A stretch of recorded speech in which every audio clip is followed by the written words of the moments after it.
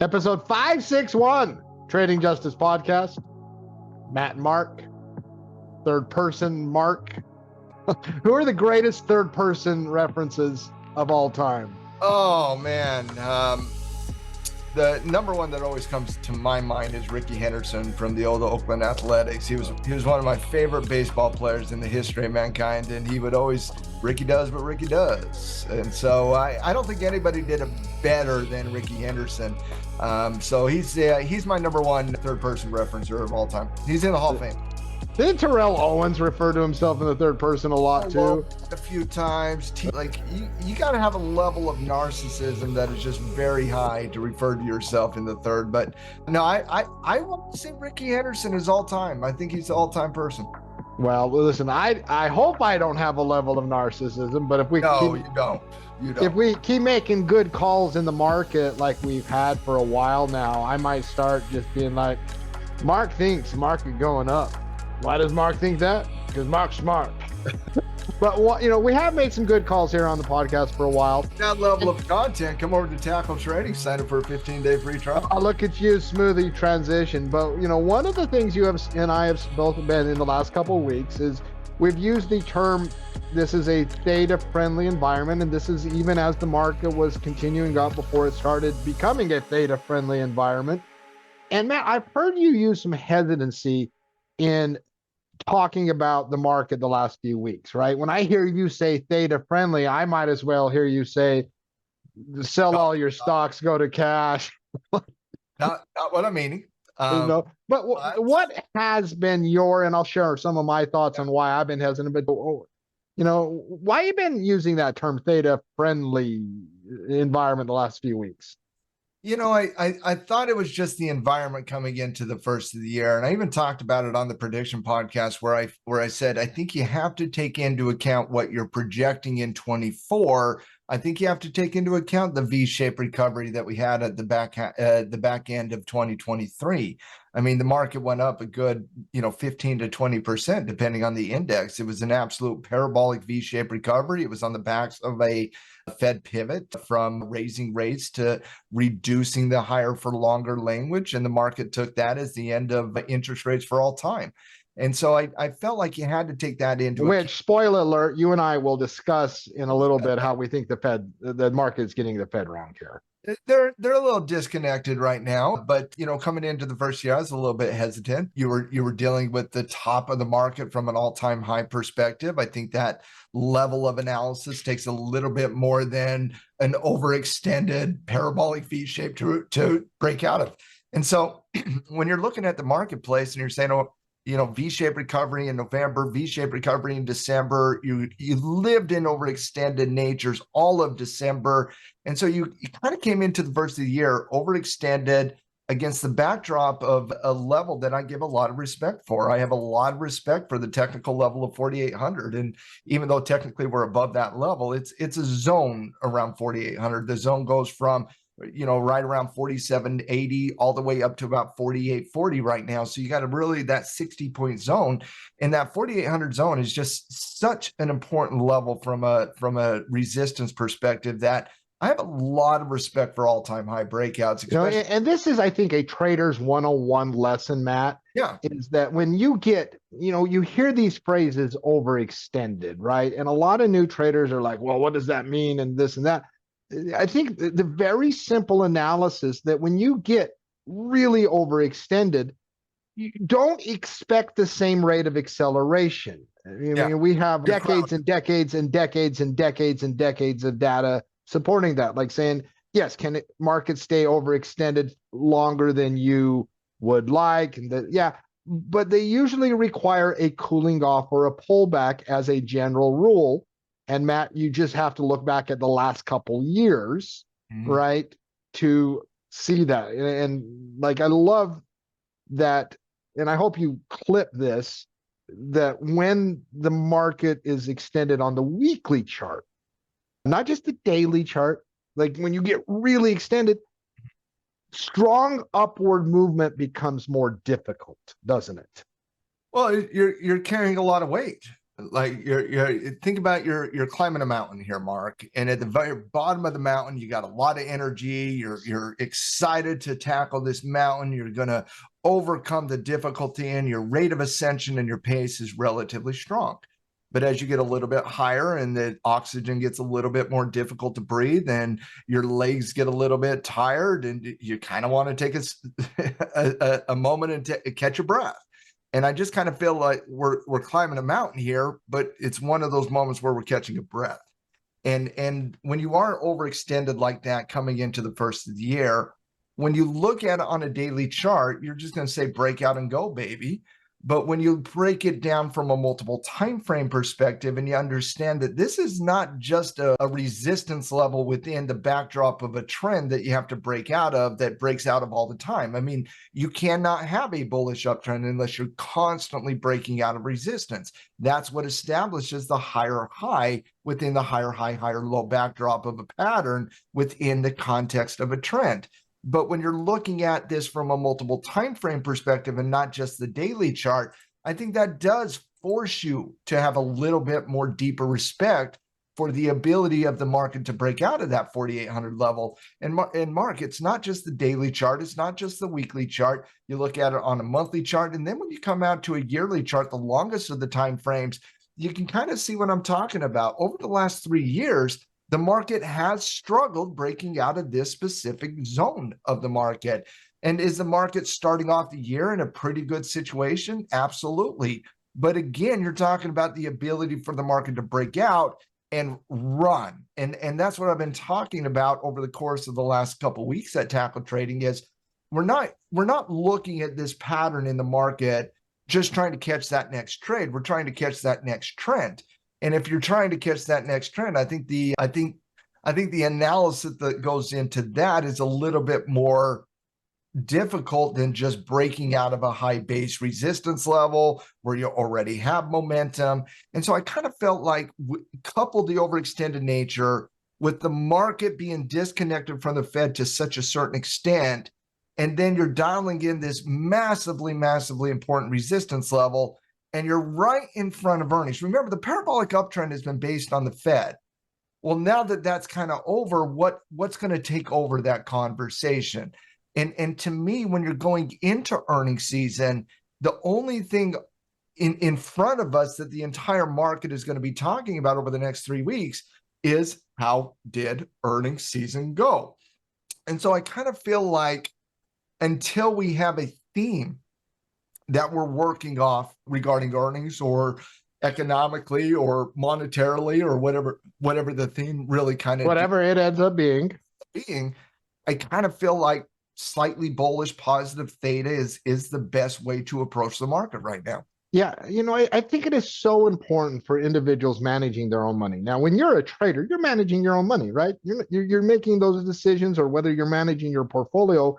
That you and I's hesitancy has had very little to do with what we think the next great, like, where's the market heading in 6 months? Where it's not been bullish, it's just been mechanical, right? It's like when you get to a certain point in a short-term uptrend and you get overextended, it needs to take a breather or it needs a pull. It's mechanical. And so if you're YOLOing call options after a 6-7 week strong bender, it can work out for you, right? It can, but that's not probably the way to riches. And so when we say the phrase, need something, you're gonna need something that you don't have right now. And that's what I'm talking about in that theme, developing a theme that gives the market the confidence to push it above resistance and then have the greater fool theory take over. The greater fool theory being somebody else is going to pay a higher price than you just paid. Everybody wants to chase. Well, does everybody want to chase an environment that the Fed and the market is mixed a little bit? The economic environment is a little mixed. The earnings environment is a little mixed. And so if you wanted to paint a really good bearish argument, I think you could right now. And if you wanted to paint a really bullish argument, I think you could right now. And when you do get into those environments where you can make a compelling argument one way or the other, you're missing data to complete the picture. Yeah, no. And so tactics, I mean, there's money to be made here, and there's you know, certainly on an individual stock level. But Matt, the equity blue chips, and this is one thing, and this story goes back to 2021.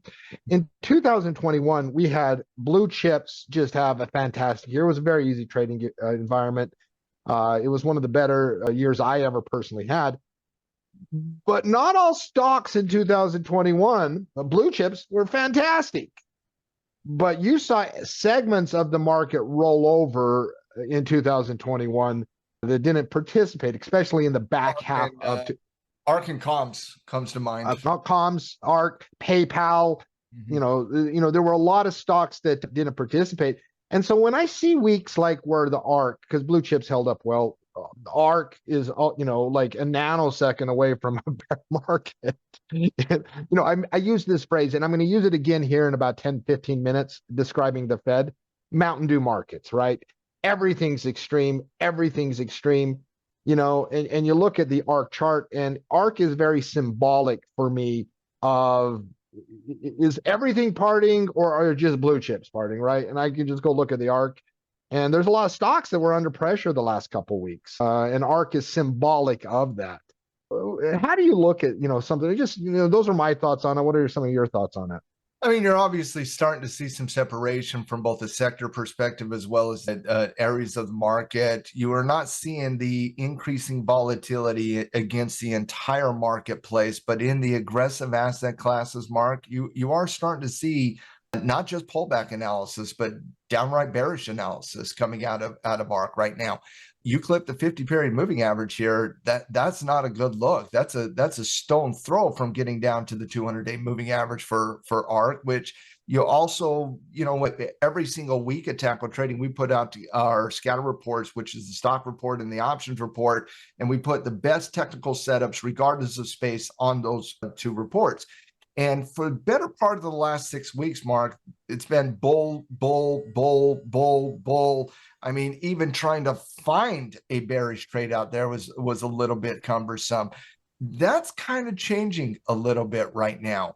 In fact, when I was putting together the scatter reports with Coach Frank and the rest of the coaches at Tackle Trading this past Friday, there's a bunch of equality from a bull perspective to a bear perspective.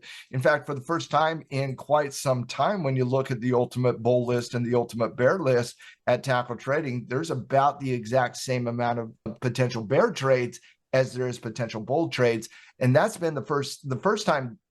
That's the first time I've said that probably in the last 6 to 7, 8 weeks, ever since this market started pivoting all the way back in November.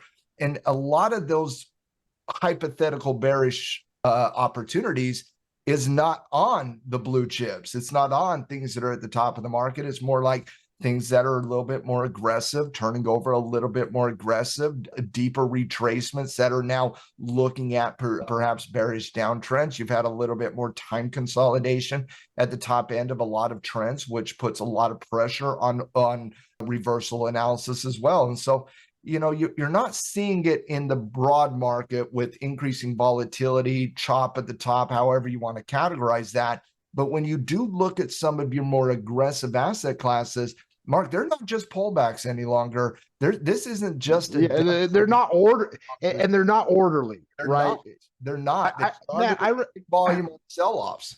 The one thing I'm learning about these Mountain Dew markets is, when things are not extreme, that's usually a good sign for the bulls, right? We've seen pullbacks that you and I say, oh my gosh, that is the lamest pullback ever, right? Orderly, consistent. You're like, oh, this is just a natural working out of, like, it's almost like it's orchestrated, right? Where it's just a natural order. There's no, I look at the ARK chart, that's not orderly.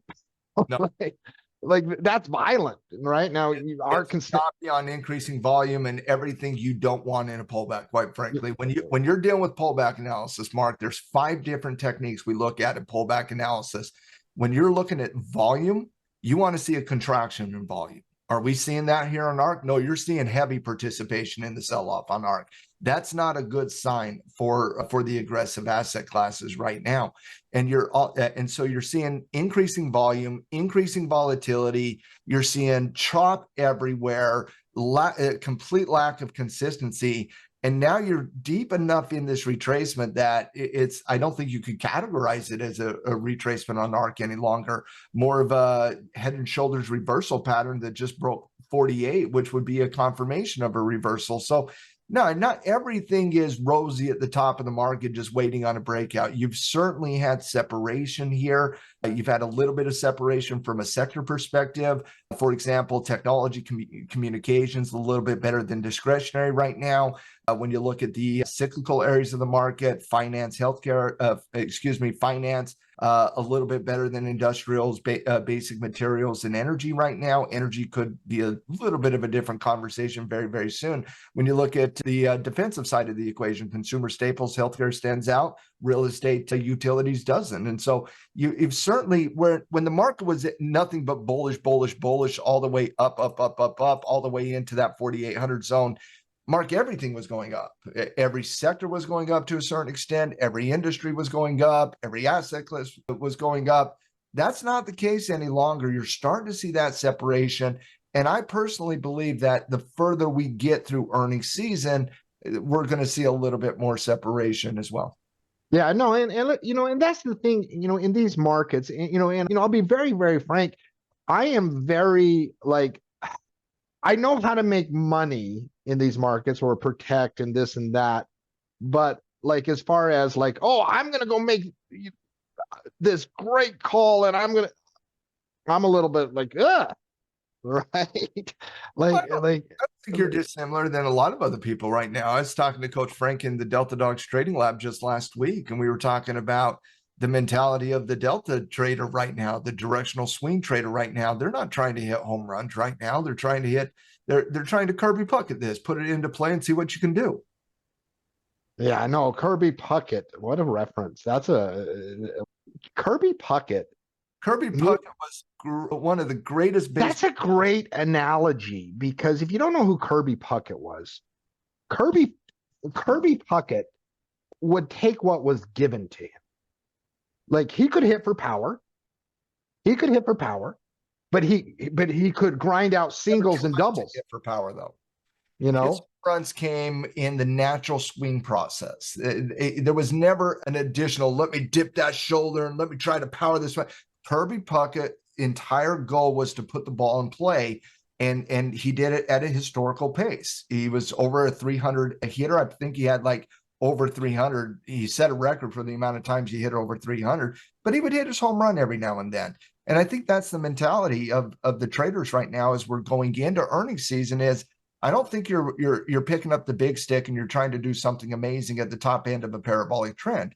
I think you're trying to put the ball in play when you got an edge and you're trying to hit base hits, and maybe you get a double, and if they turn into something great. That's a great analogy, great reference from the past. Does that make us dated? Is it a dated reference? Does it make us old? 80s and 90s Puckett, but I remember watching an at bat by Kirby Puckett against Randy Johnson, the great left-handed pitcher, and Kirby Puckett was a left-handed hitter, and Johnson, who threw the nastiest slider I've ever seen, 96 mile an hour slider. Puckett somehow gets the bat on the ball and puts it into play, legs out a double out of it. That's what we're trying to do. We're trying to put the ball in play against Randy Johnson right now. We're not going to be aggressive. Yeah, I know, that is a great analogy. All right. Kirby Puckett analogy. So earnings season can provide a few Kirby Puckett plays, not just in the coming days, in the coming weeks, as individual companies. They it feels to me like earnings is going to have to deliver a home run for you to get at least in the short term, from where we are in the chart, where we are in the short-term trend. Well, to keep our baseball references regarding earnings. Well, we can't use football references because your Dolphins suck. They're terrible. They're terrible. I'm not prepared to talk about the Dolphins, but to keep the baseball reference. I just had to get that jab in before I know you did. You wouldn't be you without that. But I would say, your home run hitters are typically your 3, 4, 5 hitters, right? Those are your typical home run hitters. They're not on deck yet, Mark, from an earnings perspective. We're kind of at the 8 and 9 hitter right now. Couple innings from now, we're gonna be in that 3, 4, 5 where we can hit some home runs. But until we get there, I do think you got to be a little bit cautious. And that's why I do believe the slightly bullish positive theta environment is the way to go right now until we have some degree of breakout that has some theme behind it, in my estimation. And stock separation is not a united theme. So we're going to have to see that turn around a little bit. But from an earnings perspective, just very broadly speaking, we only got 6% of the S&P 500 companies reporting. So there's not a lot of tremendous themes that have been provided by the market. But if there is one out there, I would say it is a negative theme as of right now that can quickly turn around. But from an earnings perspective, I track a couple different things. Number one, I track blended growth. I track EPS beats. I track revenue. You are the world's expert on blended growth. I swear, like it is such a snapshot of what is actually occurring, and you are the world's expert. You are. I like blended growth because it allows you to take into account not only the expectations from an earnings perspective, but then what really kind of changes the blended growth is those actual numbers coming in. For example, it is a no bullshit stat. You can't mess with it. You can't mess with it, and that it is a no bullshit stat where it's like, oh, either you're improving or you're deteriorating. It's really as simple as that. Well, in the first week of earnings, which is really kind of the first day of earnings, since earnings kind of kickstart last Friday. And I heard you say 29 companies in our conversation total have reported so far. But last week there was like 10. And so obviously there are some companies that have already reported for the fourth quarter. But as of right now, we have 29 companies reporting for the fourth quarter.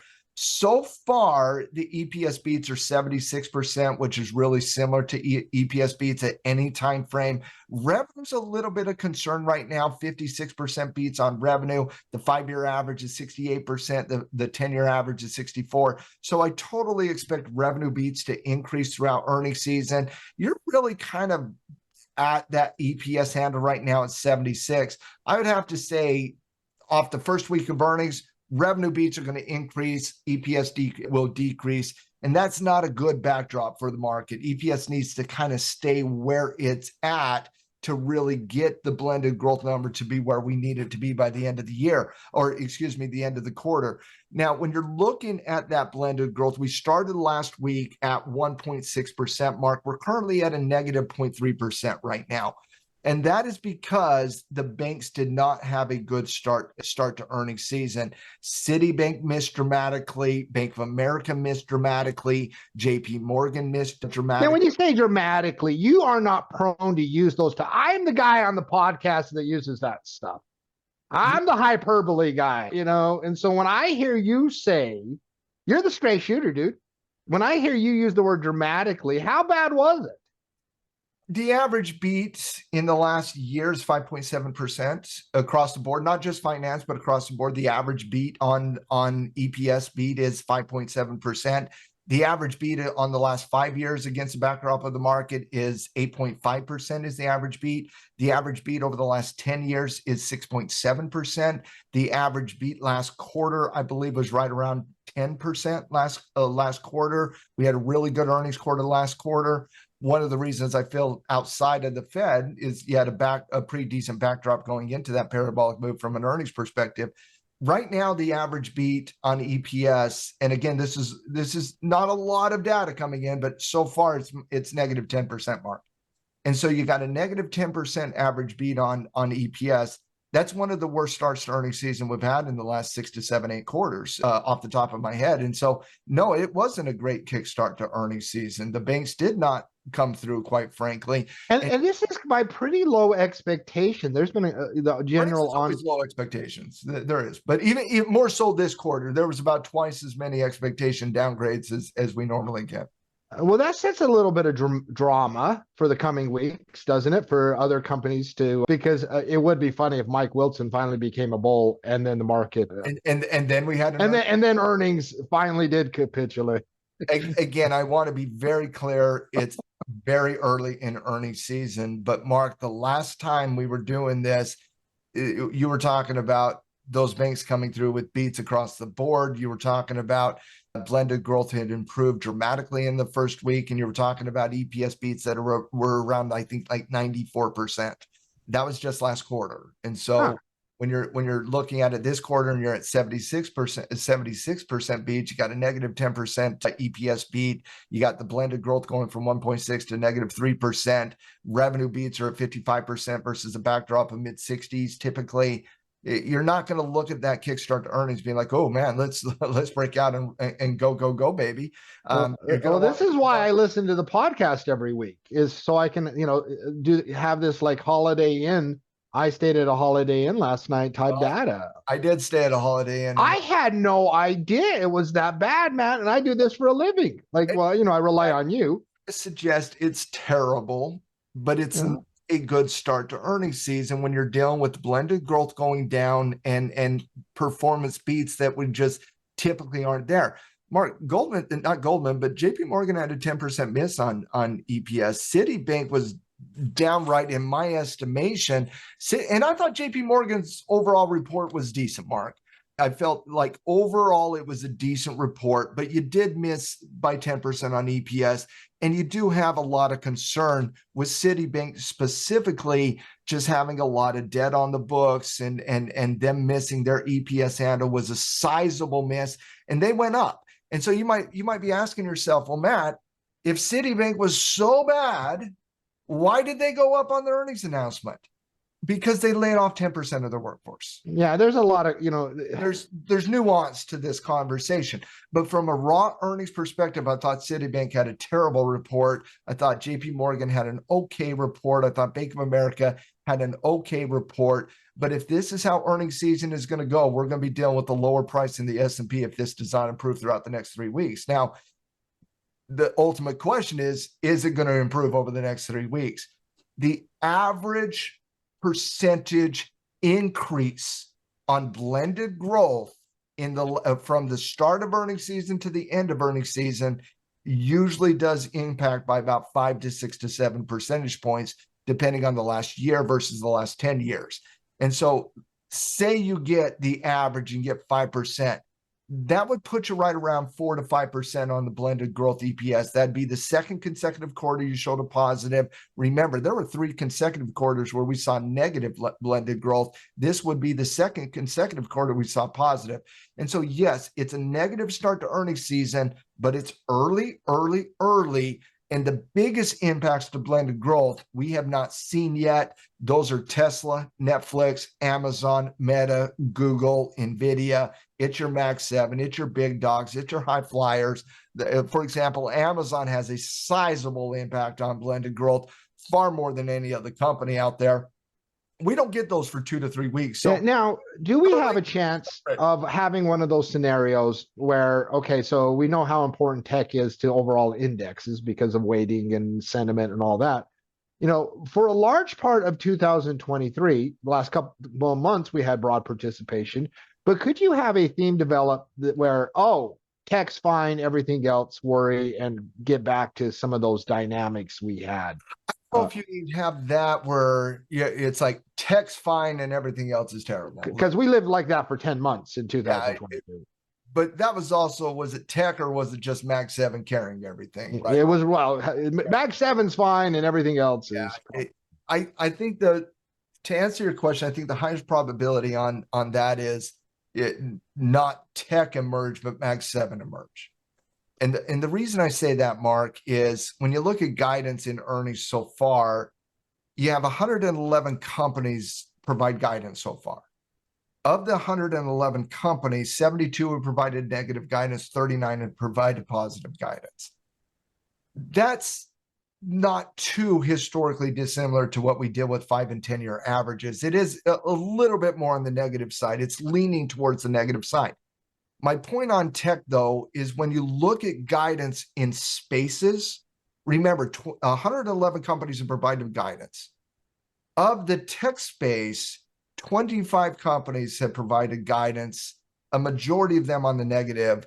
That surpasses the historical average of 20 companies in tech that provide guidance. So you have more companies out of tech versus other spaces providing negative guidance here.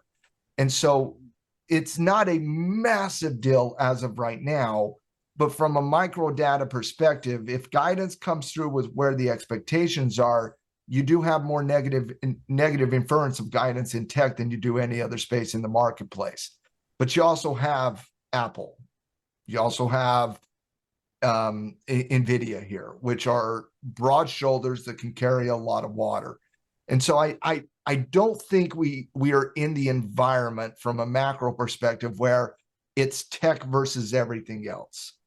I think it could be tech, communications versus other things, but I don't think you can get to where it's just tech versus other things unless it truly does get back into that Max 7 and the safety of the moats of the Max 7, which is not where we're at in this saga as of right now. So I would say no to that question on tech. I would not be overweight tech right now. Yeah. Okay. So yeah, it's just always one of those interesting and watching, the earnings themes play out in this quarter and in the coming quarters. It's just one of those things I have in the back of my head that, I've seen environments historically studying them where, earnings could never just get generated. .com is a great example. We never had a terrible recession in .com, and we never had this. You could just never get the earnings engine churning, if you know what I mean. And then you have a few things happen. Well, and I thought last year it's a little, in my estimation, it was a little bit easier to say we weren't going to do the earnings recession last year than to say we're going to. I think that was your number one call last year. At the start of the year, you're like, we're not having an earnings recession. I didn't think that in the face of, there was a total unconventional call. It was, but I would say this year, if you rinse and repeat the same earnings saga this year as you were last year, we're ending this year lower. Okay. There you go. You have to improve here. You can't maintain the earnings. Earnings has to start improving net, and it can't just be from a space. And so, and again, that's because we're dialing in all-time breakouts. If we were coming from the low point, I'd have a different opinion like I did last year. This year, you got to produce. You cannot just get by at the top of the market, Mark. If you're just getting by at the top of the market, that's not what the market's priced in for. The market's priced in for perfection here. You got to do better than what we've done so far. And if earnings is not going to improve over the next 2 weeks, you have to improve over the next 2 weeks. Who do we have on deck? I do think we do improve over the next 2 weeks on deck. And one of the things is also like you might have industries specifically that do fine, that do improve, and others not. It's why we pay attention. It's why you do all that hard work. I get to make glib comments. We're gonna see separation from a sector perspective throughout earnings season. But who do we have on deck? We got 23 S&P 500 companies this week that are reporting earnings. Of those 23, a lot of banks. This is kind of, remember, it's called Bank Week, and we always put Bank Week last week, but it's really just Thursday, Friday, right? It's that Friday kickoff, and then you have follow through throughout this week. And so this week on deck, when you look at, and I'll go over to FinBiz just to kind of show a visual of it very quickly. But when you do look at FinBiz, you have 23 S&P 500 companies that are reporting earnings this week in the S&P 500. Let's go to earnings date. Let's look at just this week. 23. Okay. Now, of those 23 companies, what type of names are we looking at? Morgan Stanley, Goldman Sachs, Charles Schwab, USB, PNC, newly minted Tackle 25 Bank, TFC. You get a lot of banks out there, right? A lot of regional banks. You get secondary banks. You get the capital markets coming in with Charles Schwab, Goldman Sachs, Morgan Stanley. And so even though you're going to get a few other components out there, it's very heavy finance. And so it's not this week that is the important week from an earnings perspective, in my estimation. I do not anticipate a breakout on earnings this week, just because unless it's Goldman Sachs and they just absolutely just destroy things out there, I don't expect a breakout this week. I do think it would be a much better backdrop if we maintain stabilization at the top end of the market this week and we improve the earnings conversation while we do so, whereas we break out the following week. That's kind of my Goldilocks technical setup. But as of right now, on deck, Goldman Sachs, Morgan Stanley, Charles Schwab. One component that reports outside its the normal space is Schlumberger. And this is one to keep an eye on. I don't think earnings is going to be as important for the energy components this quarter, given the fact that the Middle East is heating up from a hot war perspective. I think that's going to be the primary market mover of oil and thus energy stocks. But Schlumberger is one of those companies that it's a trader's company. It's a cash flow company. It gets a lot of eyes on Schlumberger. It's one of the most active companies within the energy space. That reports earnings this week, and that's going to get a little bit more love, just given the fact that it's all banks, and then you get a little bit of Fastenal, a little bit of Kinder Morgan, and then you get the Schlumberger as well. But a lot of regional banks this week, We only have 23 in the S&P, but when you look at outside the S&P and you just say, let me see the financial space, well, as you can see, you got 38 companies reporting in the financial space, a lot of them on the regional side of the equation, from U.S. Bancorp all the way down to Comerica, a lot of regional banks this week. And so I would say capital markets and regional banks, those are the two spaces, both within the financial space. It's going to be a financial conversation this week, given the backdrop of the earnings names that are reporting. Yeah, it's going to be really, really interesting. The individual stories, the individual themes. We've got markets, blue chips holding up, other areas not. I like to make the joke, who needs the Kardashians when I have all of this? Let's spend a few minutes and we'll dive into this more. I'm going to see mine a start to earnings season, by the way. That's my letter grade so far. C's might get degrees, but I don't know if they can lift you to 5,100. So they can't. They can't. We need to see it improve.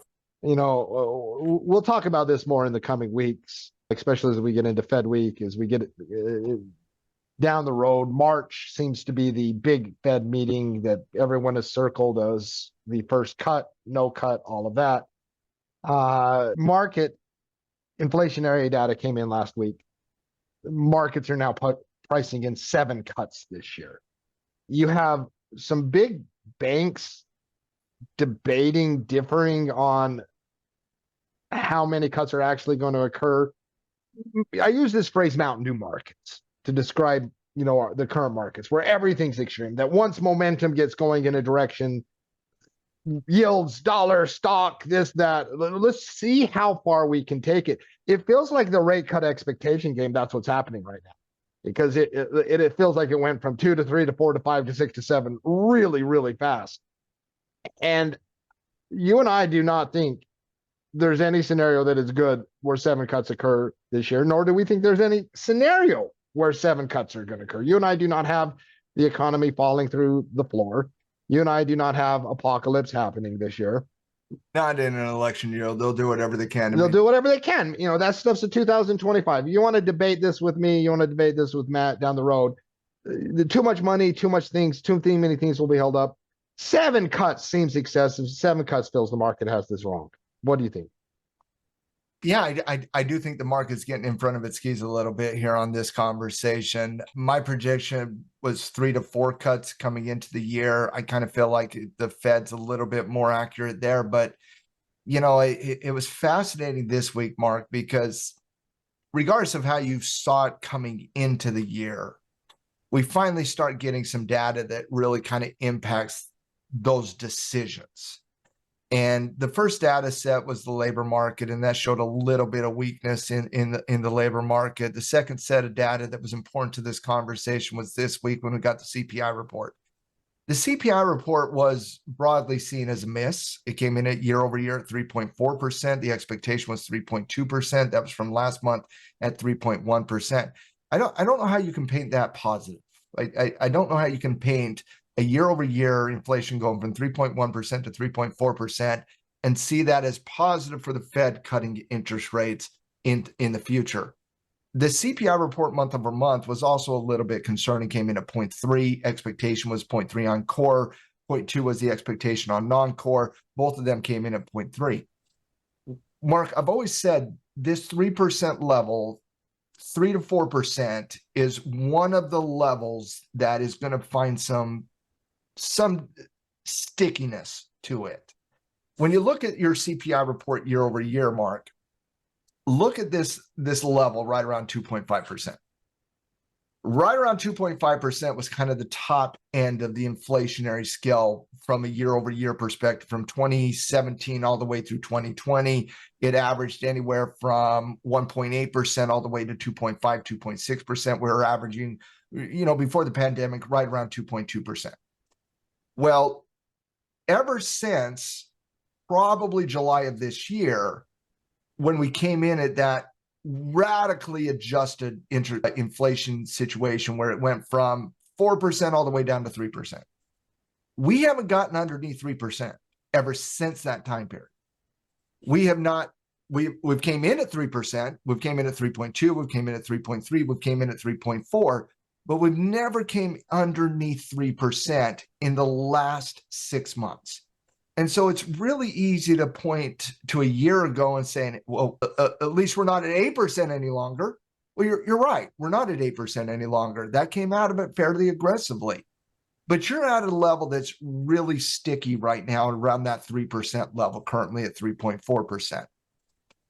What's going to get to the point where we break that support level and get to 2.5%? And what's going to be the catalyst to break that 2.5% and ultimately get us all the way back down to 2%?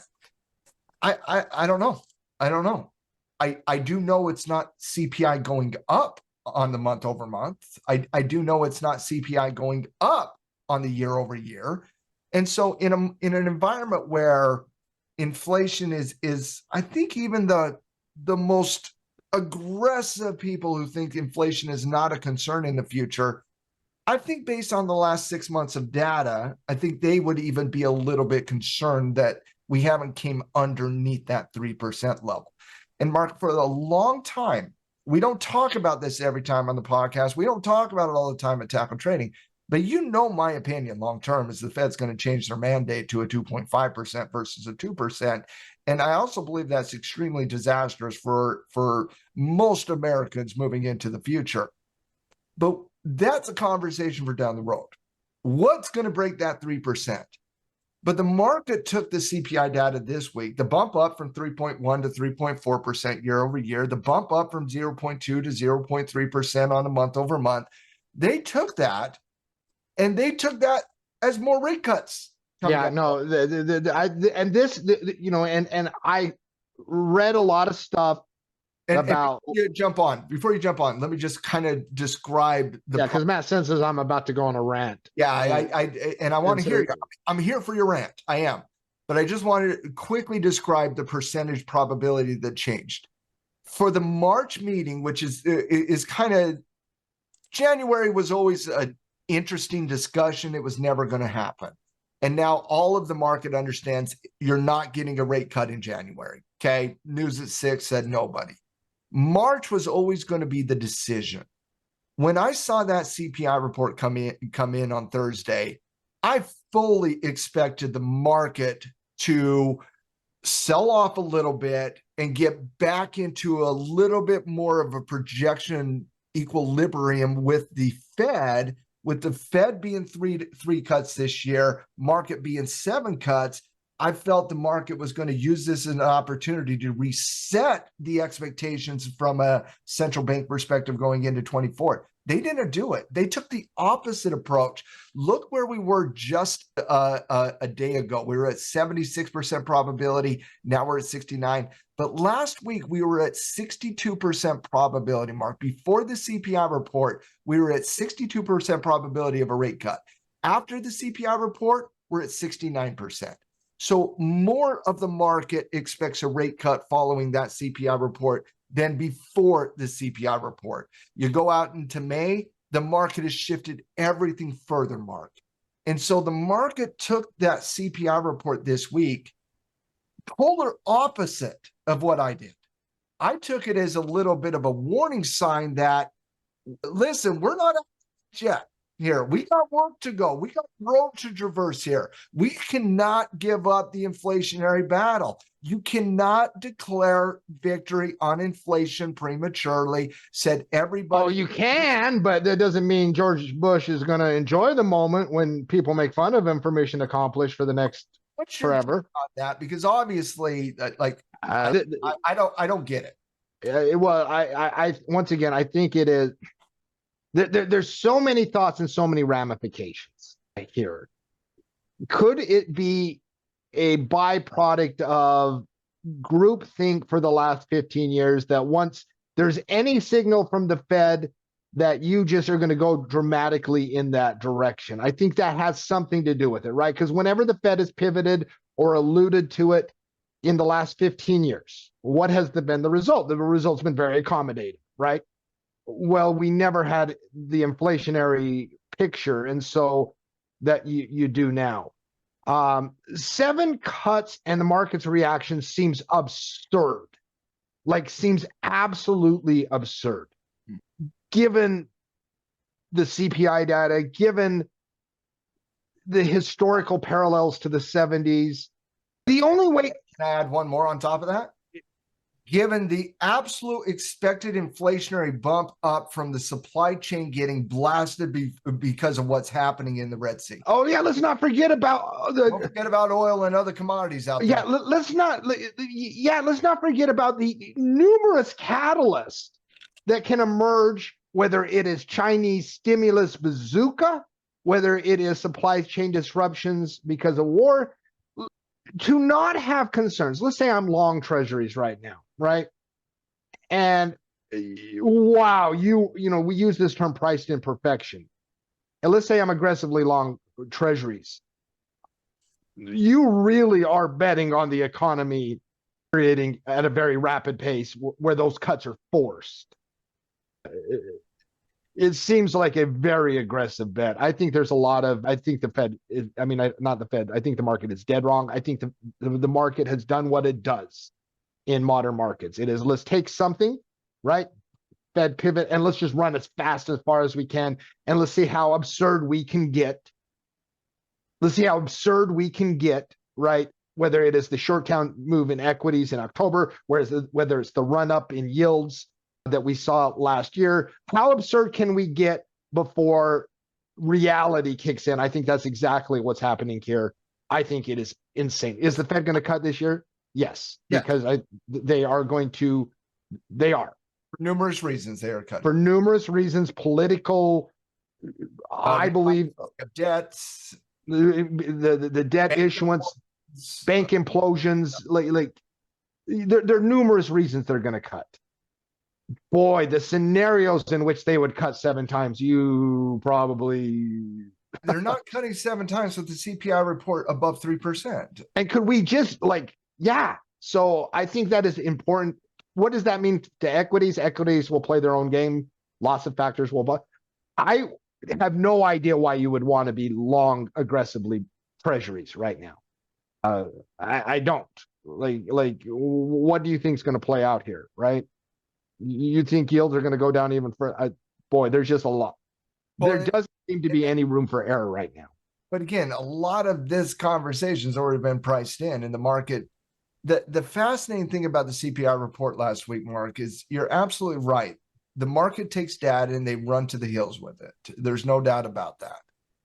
But the fascinating thing about the market and the CPI response and the market's response from an expectation of Fed cut perspective in regards to the CPI report is they took the polar opposite opinion of what I personally had. I personally saw that and I'm like, okay, this is finally going to wake up the market to you're not getting 7 cuts this year. And they saw that CPI data and they said, we're getting more than 7 cuts this year. Like they're seeing something I'm not, because I look at the. Are they though, or is this just short-term stubbornness? Right? Like, you know, like I know we all want to declare victory against the chaos economic scenarios we've been dealing with for the last 3.5 years in the marketplace. I know we're all exhausted at that. I know I'm personally exhausted at those nonstop economic Fed monetary policy conversations. And maybe the market's just like, listen, we're just done with the conversation. They need to get woken up to it's not over yet. Yeah, like it is something to pay attention to. And I know it's not as fun talking as talking Netflix, right? It's more fun, Matt, when I just can say, well, I think Netflix is awesome, right? That's fun. All right. I think Netflix is bad, right? 21. Like you it's know, 2.5 years since you could do that in this marketplace. So like buckle like, up. yeah, the conversation matters. If you don't think it matters, go look at interest rate expectations, go look at yield, go look at the dollar the last 6 months. And it matters, right? It matters. And so we'll continue in the coming weeks. We're going to talk more about it. I want to talk about some Bitcoin right now, though, Matt. Listen, you a couple of weeks ago said, and I don't know if it was on the podcast or on a halftime report. I said a few times, multiple places. But you said, boy, this sure does, in referring to the spot ETF approval, this sure does feel like a buy the rumor, sell the news type of bet setting up. And the second you said that, I was like, sure. Right? Talk about what that means if you aren't familiar with that. If you're new to trading, basically. It's a very, very common saying if you've been around the markets for any degree of time frame. Buy the rumor, sell the news. You buy the hype when it comes out. You buy the hype, right? It's usually not as good as the hype was, which is just think about this in just real life. Is it ever as good as the hype? Like ever? Not usually, no, right? Whatever it is, the movie, the TV show, the date, the whatever what it is. I'm just saying the hype is usually yes, as we build it up in our heads. And so many people had bought into the ETF saga being the next catalyst in Bitcoin's journey into, I think Kathy Woods said it just the other day, Mark, the ETF approval process is the next stepping stone to Bitcoin achieving $600,000 a coin and eventually $1.5 million a coin. And so I do think in general, the market had looked at this moment as that next step into glory.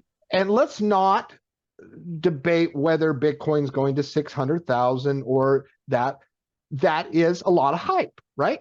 However you want to categorize, however you want to categorize it, you can't debate that those type of statements. I think that's bullshit, nonsensical analysis, quite of course, but listen, should not play a role in modern markets. And I think Kathy Wood should be absolutely ashamed for even putting those projections out there. But then she can go, yeah, but I called Tesla. Yeah, but how about the other? How about I'm with you. But she got removing, right, and that's the only thing that matters. Yeah, snake oil salesmen sell a few good products every once in a while too. Still think people who put those types of projections out there, they put them out there for marketing purposes, not for real analysis. They don't put them out to help you. No, they put them out to entice you to buy their ETF product. That Kathy Wood is selling a product here. She's not just investing in a product. She is selling a product. And when you think about it like that, yeah, I really don't care her outlandish opinions on where Bitcoin can go. My general point in bringing it up was just to bring up the hype around this. Now, and so a lot of hype, and this is where the buy the rumor part of the saying comes, right? The rumor, the anticipation, the excitement. The rumor was the ETF announcement that has been going on for the last month and a half, 2 months in the crypto space, and it's going up and up. In mid-December, I made the statement that I'm done with this conversation because I believe this is a buy the rumor, sell the news. Yep. And I immediately struck me as true. And even though Bitcoin is really not that different in a price today versus when I said it a month ago, I still feel like it was accurate. I still feel like that's what. Well, you just look at the price action since the moment it was released, right? Like, even though the price hasn't really changed since I made that statement, the volatility has been out of this world, Mark, up and down and all around. And finally, this week, we had that rumor come to fruition when the SEC finally approved a basket of, I believe, 10 different ETFs that track Bitcoin.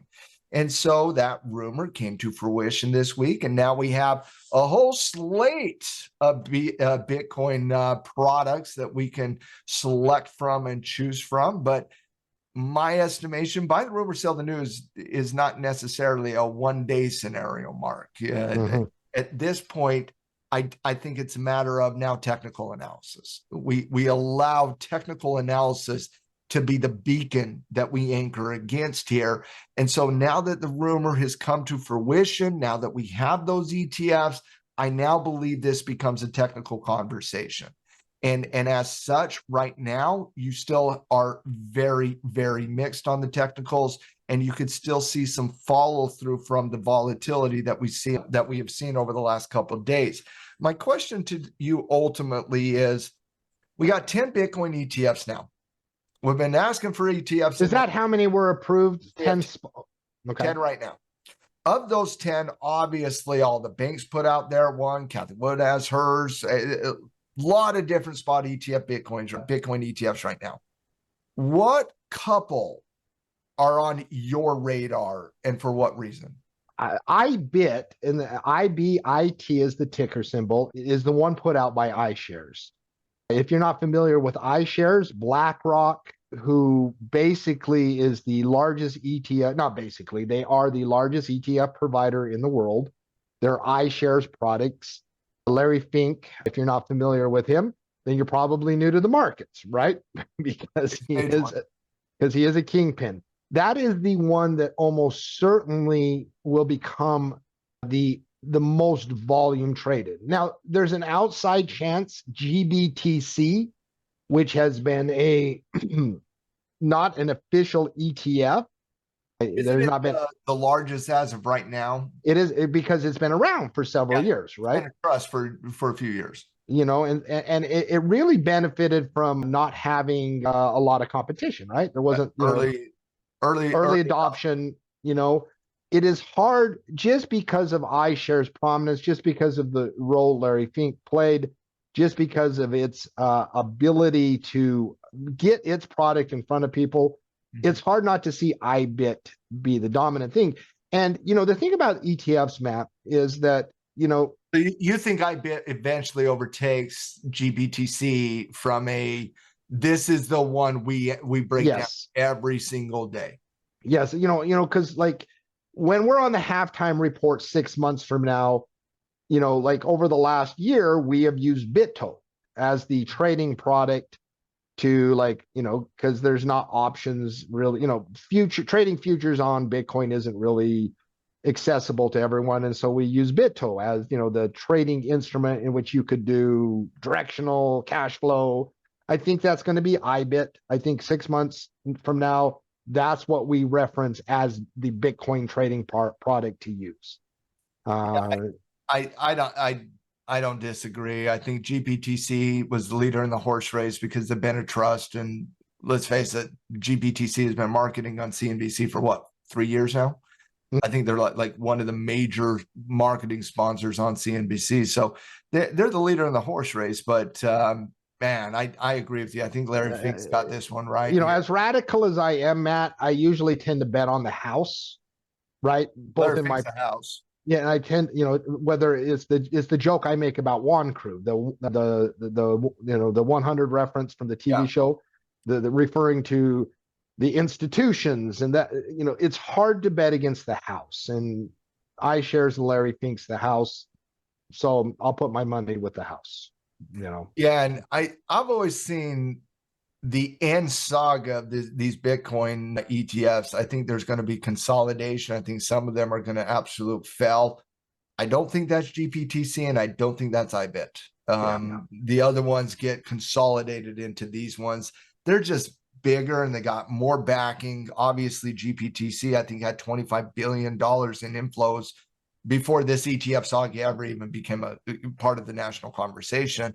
IBIT, led by BlackRock, Larry Fink, obviously a leader in the horse race from an ETF perspective as well. So I'm right there with you. I'm looking forward to IBIT when it gets a little bit more consistent from a technical perspective. Obviously, we're seeing a lot of volatility play out the last couple of days. I fully expect that to play out a couple more days. But I do think IBIT, GBTC, it becomes part of the conversation day in, day out. Yeah, no, and it's going to be a good trading instrument. And, you know, I very much looking forward to options. You want to know who, if I'm right or not, when the option chains start up, whose options are only a few pennies apart, right? Like when you go to buy an option, sell an option, and you see that bid-ask spread, Is it only a few pennies apart? That's going to be the winner. Well, and I definitely think that is a 100% accurate call out. Well done there, because I think that is absolutely going to be the telltale. You're certainly going to see it in volume on the ETF itself as well. But I do think liquidity in the options market gives you a big tell on which one is the actual liquid winner. Which is the actual liquid winner. And that has to be IBIT. And none of with options yet, but I would be shocked if they don't have options very quickly. Yeah, Matt, the final thing I want to talk about, I was really curious, let's talk about the Middle East, right? And I don't think, whatever equities do, and it's, sometimes equities ignore, sometimes even bonds ignore, commodities almost never ignore storylines impacting geopolitical aspects. It's one of the things that gravitate me towards, because I enjoy studying geopolitical events, being aware. They certainly play into commodities. And you made reference to it, and this is an important conversation for me, like just from a tactical manage my money. You made reference earlier to supply chains as one of the things that could be impacted. Will you expand on specifically that thought and give what is happening in the Middle East over the last 3-4 days, the information on that as well? Well, I mean, it's pretty simple. I mean, over the last 3 to 4 days, the Houthi rebels out of Yemen keep attacking shipping containers in the Red Sea, in the Middle East in general. The Red Sea being one of the, if not the largest shipping route in the world. I think more trade goes through that area of the world than almost anywhere else in the world as well. So we're talking about major supply chain here. And the Houthi rebels continue to take cheap shots against shipping containers, corporate shipping containers, government shipping containers, oil shipping containers, non-oil shipping containers. I believe just a few days ago, they got hold of one oil shipping container and turned it around and went straight to Iran. And that was followed up by a whole bunch of missile strikes by the U.S. And so you're finally starting to see the U.S. punch back after over 100 different instances in the last 2 months of Houthi rebels out of Yemen taking pot shots at different people in the Red Sea over the course of the last couple months. And now the U.S. is saying, all right, you poked the bear a few times. We're going to poke back now. And so we're clearly in that moment where the U.S. is launching airstrikes against Iranian-backed militias in Iran, in Iraq, and the Houthi rebels are not slowing down here. And so you're starting to see it ratchet up a little bit in the Middle East. In fact, one shipping container here today literally got attacked by a missile from a Houthi rebel and was literally on fire there in the Red Sea. And so you're talking about a lot of these oil companies, for example, they are having to literally go around Africa instead of going straight through the Suez and just cutting off the time frame. And that's adding a lot of time, that's adding a lot of cost, that's adding a lot of impact to the supply chain. And so my concern, we were talking about it from an inflationary perspective, and I certainly have concern that a double dip inflation could be at hand here if we don't keep our foot on the gas pedal with our fight against inflation. Part of that is because of the supply chain, Mark. I think the supply chain easing over the last year and a half has played a larger role in inflation getting 2-3% than even the Fed's 500 basis points of normalization of interest has, in my opinion. And if you're sticky at 3% and you're going to start to see, the supply chain get a little bit, complicated due to the Houthi rebels and what they're trying to do in the Middle East, man, I just think that puts a lot of pressure on that inflationary front, and I think that could put a lot of pressure on the commodity space in general. And so, and Matt, would it take much pressure to accelerate inflation at this point? No, it would not. No, it would not. It would not. Oil going up, gasoline going up. It's as simple as that, Mark. If oil goes up from here, that's going to have a trickle-down impact on every other service or good in the United States. Now, is it enough for, like, if oil goes from 72 to 80, is that enough for us to double dip inflation? No, it is not. But if oil gets sparked in a V-shaped bullish uptrend due to concern in the Middle East, and that has an impact on the supply chain, yeah, you could see oil at $85 to $90 a barrel again, and that would have a sizable impact on the down the line inflationary perspective. For example, Mark, CPI report was concerning this month of 0.3 year over year at 3.4. PPI was not concerning. And that's maybe gave that CPI report a little bit of a reprieve because the CPI report was not concerning. But what if now the CPI is the input in the PPI report is oil at 90 and not oil at 72? Does that PPI report, do we have a little bit more concern in the pipeline inflation? Yes. And so it's a hypothetical scenario, Mark, where if the issues in the Middle East continue to deteriorate, and if a hot war is increasing in probability, you're going to have secondary impacts here in the marketplace. And they say war is bullish, but I'm not sure they would make that same comment at the top end of a market, dealing with some chop at the top, when we're having that debate of inflation. And the conflicts in the 70s were not bullish. Yeah. Like, so that's kind of how I see it. Yeah, no, and it's one of the things, like, on gold as well. Like, I think the simple analysis on gold is just own it. So I've been saying for a long time. Yeah, and if you want to cash flow it like me, great. If you want to own it for protection portfolio, great. I think gold, you do just not care what happens with gold on a random day that ends in Y, in my estimation. I mean, I think for me, and I'm going to write an article in the commodities report this coming weekend on this. It comes down to two things. Do I see more geopolitical complexities, and we'll just use that word, in the coming decade or less? Answer that question for me. Yes. A little bit of softball, right? Yeah. I don't think you have to be a radical. I don't even think you have to be a deep thinker to say, yeah. I think you would have to be a radical to say no to that. Yeah, I think so. So I think that one's easy. That's supportive of gold. Do you see more printing and more fiscal irresponsibility, or less in the coming decade? Oh, are you kidding me? Those bad boys and girls at the Fed, they are stuck between multiple rock and hard places. They have no choice but to continue down the trajectory of modern monetary theory, which will be proven out in time to be the most disastrous monetary philosophy in the history of mankind. But it's not going to end well. Yes, I do think the Fed is stuck, and yes, I do think the Fed will pivot. I do believe the Fed would pivot even in the face of a double dip inflation if it's to save certain asset classes. Yes, I do think the Fed is stuck regardless of what happens in the future. They don't have a lot of ammunition to do one way or the other. That's why they talk a lot, don't do a whole lot. But yeah, Mark, I would suggest that over the next decade, the Fed prints more than not. Yeah, I know. And so I mean, I think if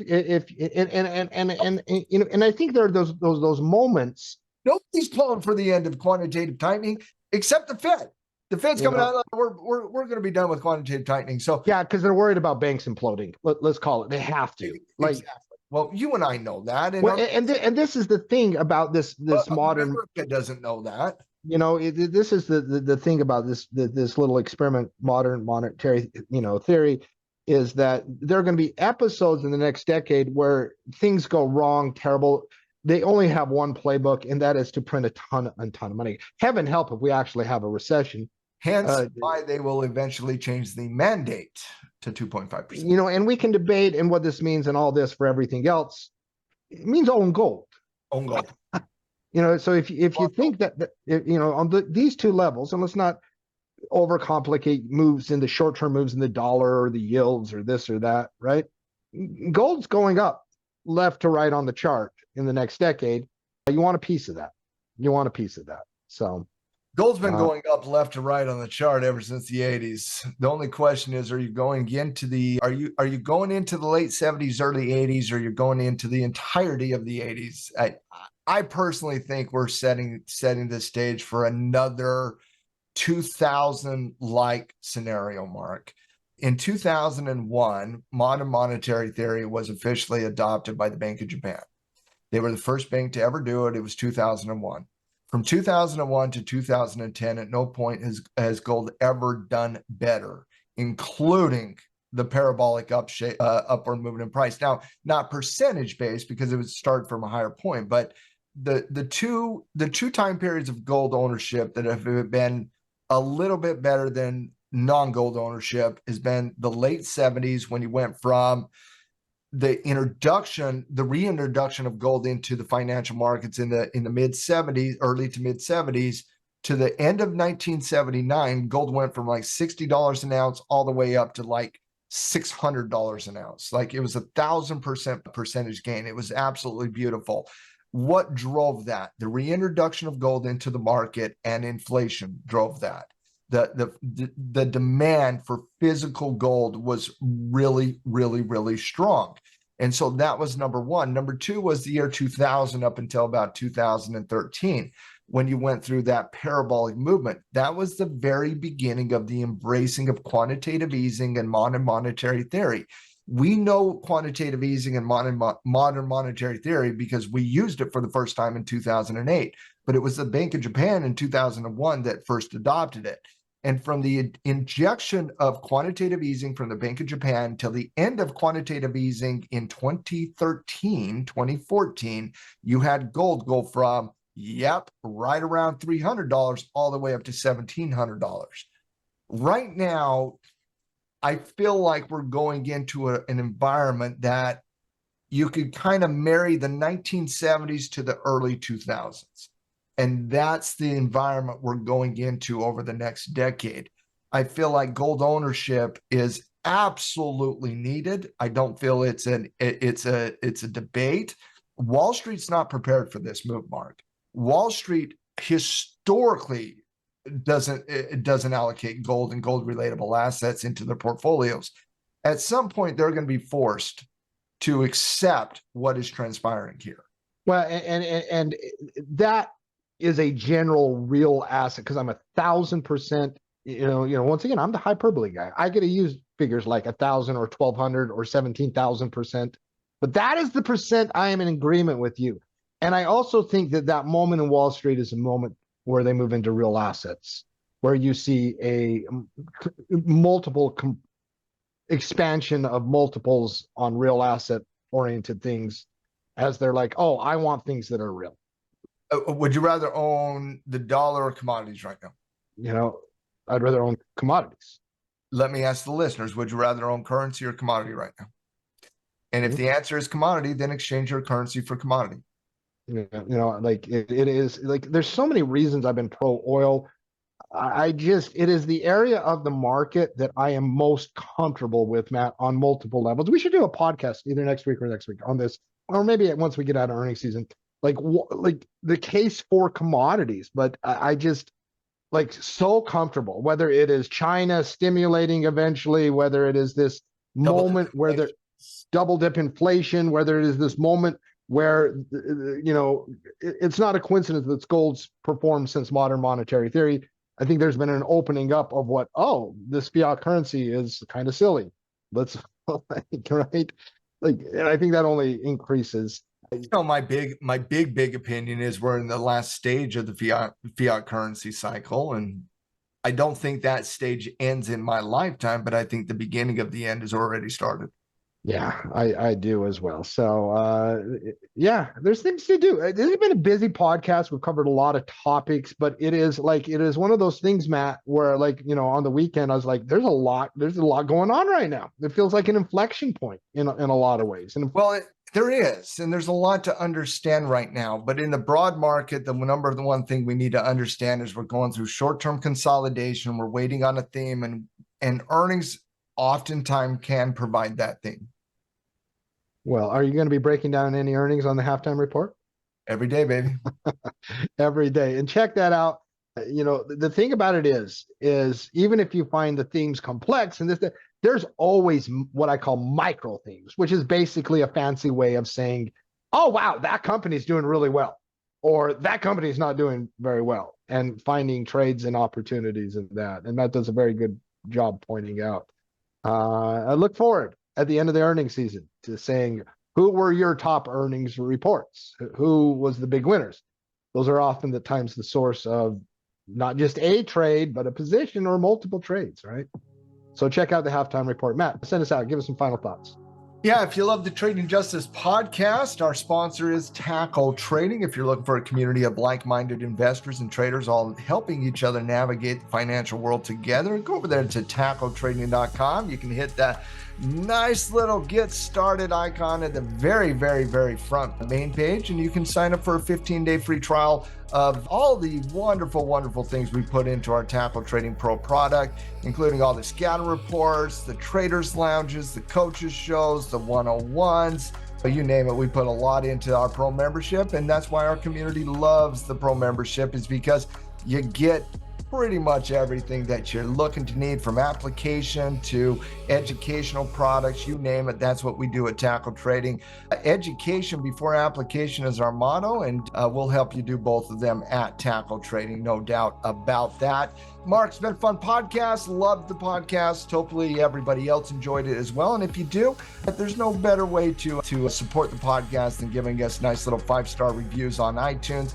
And so really appreciate anybody that wants to take the time to go out there and spread the good word of trading justice to other listeners out there, so that we can help them traverse the financial markets on a week in, week out basis in our podcasting as well. So hope you guys enjoyed the podcast. Hope you have a wonderful, wonderful rest of your week. And if you need anything from us, you can always email us at team@tackletrading, but you can also come hang out with us on the Tackle Trading Halftime Report on our YouTube channel every single day at 12:30 p.m. Eastern Standard Time as well. With that said, we're out.